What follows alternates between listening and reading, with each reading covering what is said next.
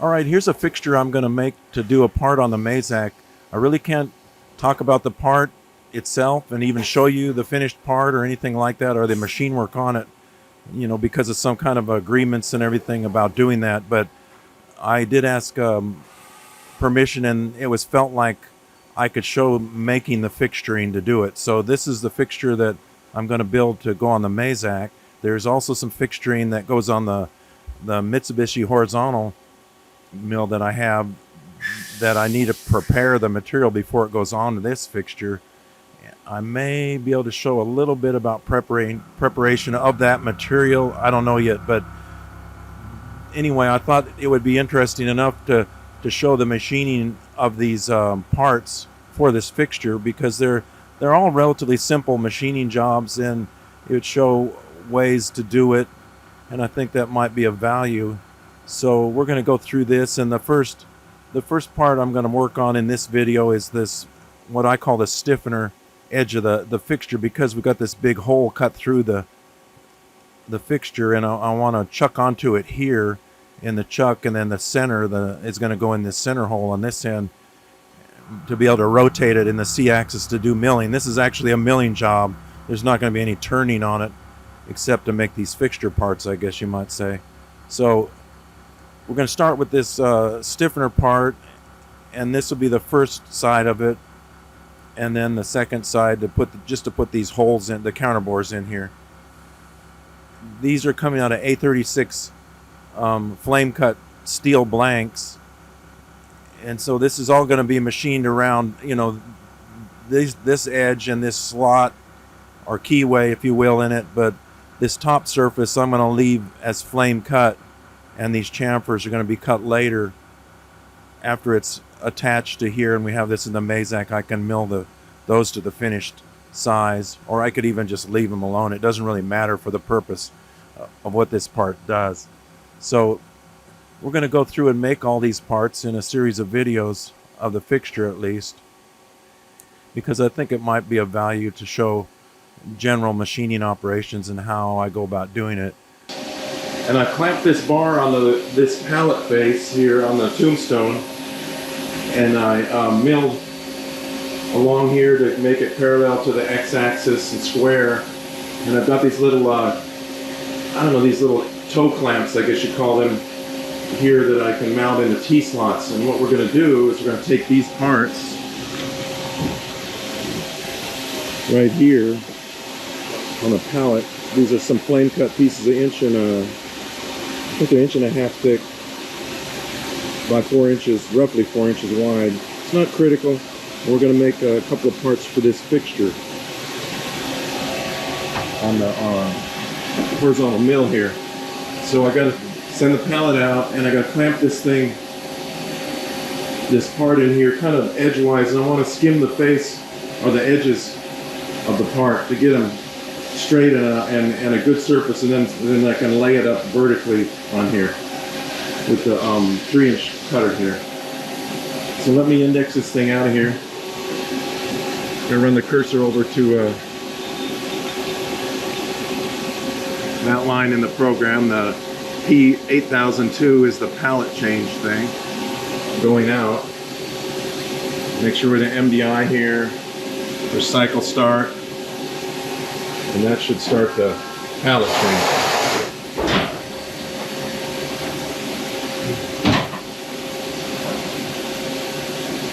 Bring the pallet out of the machine.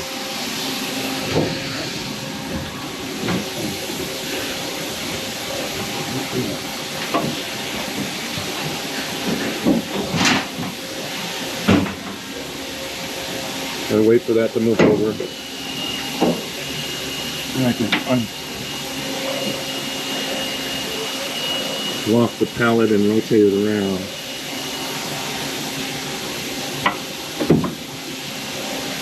Alright, now I gotta pick up one of those and stick it in here.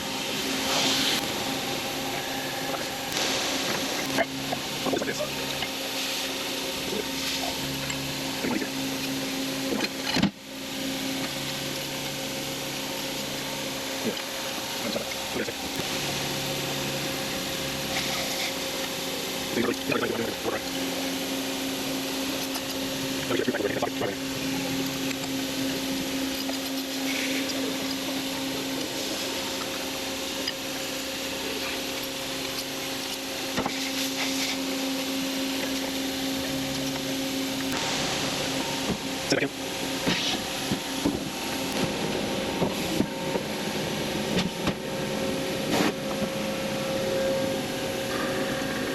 600 RPM here, we're going to see how this acts. Can't get too carried away because I don't really have that good a hold on the part here. I mean, it's all right, but it's not really up against this bar all the way. I looked underneath and it's like this plate is kind of wavy. But I just want to skim this face.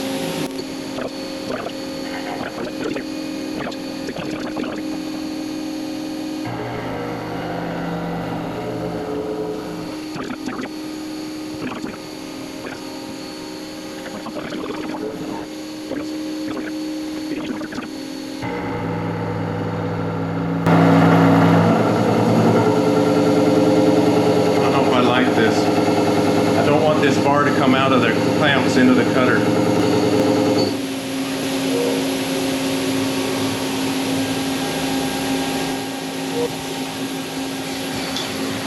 I don't know if you can see that, how much that's vibrating. Out here at the end, this thing is kind of flopping in the breeze. I'm going to check these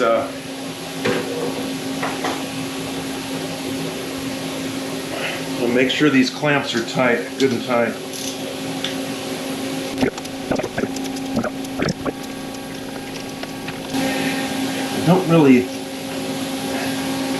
Not really wild about these kind of toe clamps. They're let's stop the video right here and let me show you what I don't like about these clamps. I've used them a lot over the years, and I just bought these the other day, so they're virtually brand new, but they have a couple of things that don't really work as good as they can. They of course go together like this. They're a little bit loose, but that really wouldn't make that much difference. What the problem with these usually is the way this fits in here is one issue, and it as it pushes against this ledge, I guess you might say, on the clamp part, see it right there, it kind of galls the surface up on the tip of this screw. I don't know if you can see this, but it kind of puts little dents in or grooves in the face of this, and it catches on that. And so when it's pushing against there, it kind of catches on that. But what's even worse is it's only engaging half of a thread here, and when it pushes down on the clamp or up against this, I don't know if you can see those. You see the galled areas in the thread? Maybe you can see them. And maybe if the set screw was harder material or something, and maybe this could be deburred in such a way that it would be a little bit better. But this causes the screw to end up being kind of rough to turn, and you get these spots in it. I don't know if you can see the mark like straight across the threads here. See it? And it has a very, I don't know, grabby motion on the screw, and so you can't tell if you have it tight or not, or if you're really bearing down on the clamp smoothly. So they do work, but it's really not the I don't really, I've used them a lot off and on over the years just because it was more or less the only thing available. But I think the Mighty Bite version, see it has these rough spots in the screw now. You're turning it, and that even gets more exaggerated when you have force against this clamp. See, I can't even turn it by hand, grabbing onto the extension right now. So I don't know, that somehow this, maybe if the screw was a harder material or something, or case hardened or something, it would work better. I tried to buy the Mighty Bike makes a version kind of that does a similar thing to this, but they didn't have them in stock, so I bought these instead.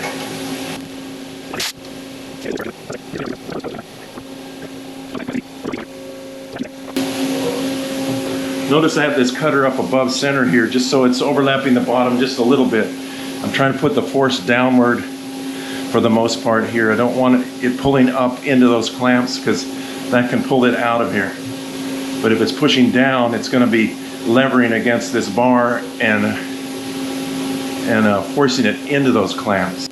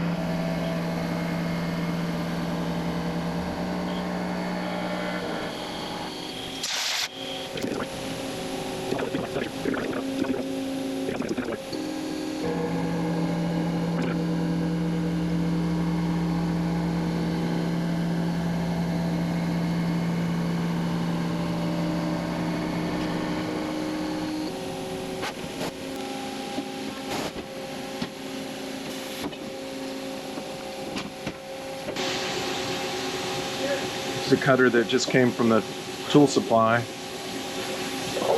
Here's the model number, part number. It's an ISCAR cutter. It mounts these very little, very fragile looking inserts in these pockets along the sides here on both sides of the face. See how there's a cutter with all the inserts in it.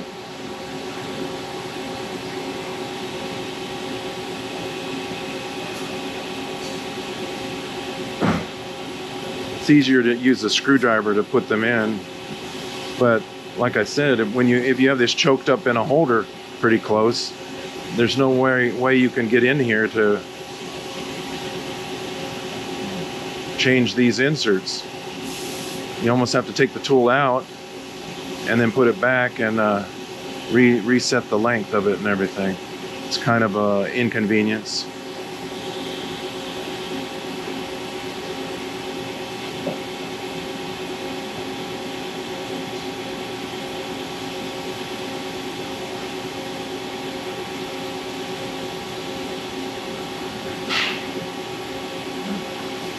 Interesting tool. We'll see how good it works. I went ahead and kind of faced both sides because this I don't know, this is A36 plate that was flame cut, I believe, and it just was kind of warped all over the place. So I went ahead and faced both sides, and I've got about 15 thousandths more stock here than I want to remove in this program with the face mill. And I'm going to mill the ends to length, but as you saw in the CAD representation of the fixture, these have a big chamfer. I'll do that when it gets over on the Mazak, and I'll actually face the remaining flame cut side as well after it's all mounted on there. But what I'm going to do in this program is re-skim the face, and then I'm going to mill these ends so that it's 36 inches overall, and cut the big key in here, and then drill the holes for the bolts on this side. I'm going to flip it over and probe the center, and then put the counter bores in for the cap screws from the other side. So I'm just going to drill almost to where I'm breaking through, but not about 25 thousandths short of breaking into the pallet here. So that should do these parts. That'll be kind of done until I make the rest of the fixture, and I'm over on the Mazak with that, and I'll screw these onto it, and then I'll finish, put the big chamfer on this on the ends. Like right here, there's this big 45 like you saw in the CAD model, and this edge is still plane cut, so I'll finish that over there when I get it over there. So right now we got to probe the center of this, and this will be our Y0 is the face of this bar where the part's sitting on. And I've got a little bit of stock here I can probe still after I run this program, and that's going to be milled away because we're going to be milling here and also on the other end. But right now I can get the probe in here and probe that 0 and the Y and the center in the X and Z. Well, actually I'll probe here and Z and set it up 1 inch 350 thousandths for my 0 point on the face here.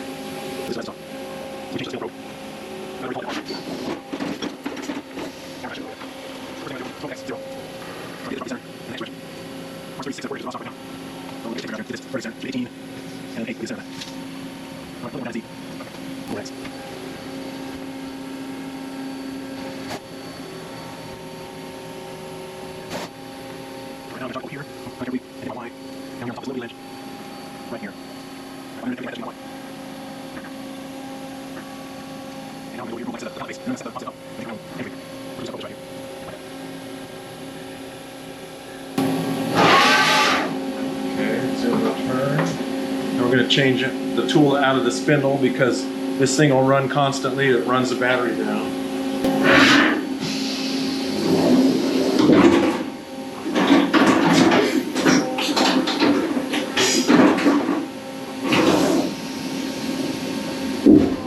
I'm looking at the control, and I have to have this, get out of the way here, this set to the incremental mode. So I got to do a shift and I. So I enter an I down here. When I push input, this will change to incremental up here. And now I can, the offset I'm looking for is number 43 for the Z of G54. So down here I got to enter a 43, and I got to go, what did I say, 1.350 plus in the plus direction. So that should be the top of my part.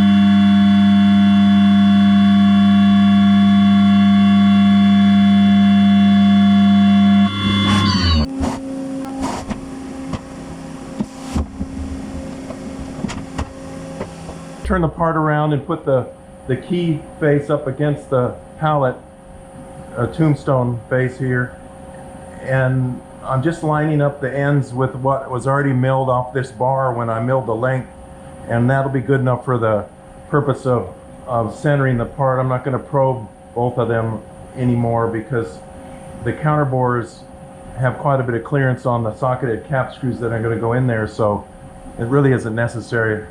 And this program basically just has an end mill to mill the counter bores to intersect the holes that are already drilled from the back side, and a chamfering tool to go around the OD.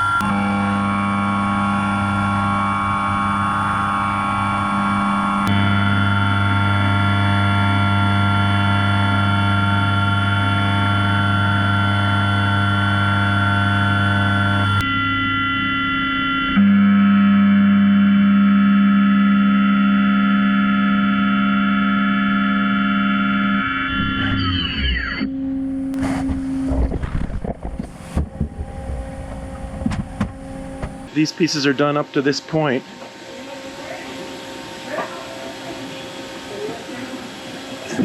Those are 3 other pieces I squared up for some clamps I'm going to need on the horizontal mills fixture. So that's going to be it for right now. Oh, also these are the pieces of aluminum plate that I'm going to need for the, well, 2 setup pieces I'm going to use, and aluminum plates for the other fixtures. And way over there, it's a piece of round bar for the end pieces of the fixture, as you saw in the CAD model I'm going to turn on the Mazak. So that's it for right now. Thanks for watching.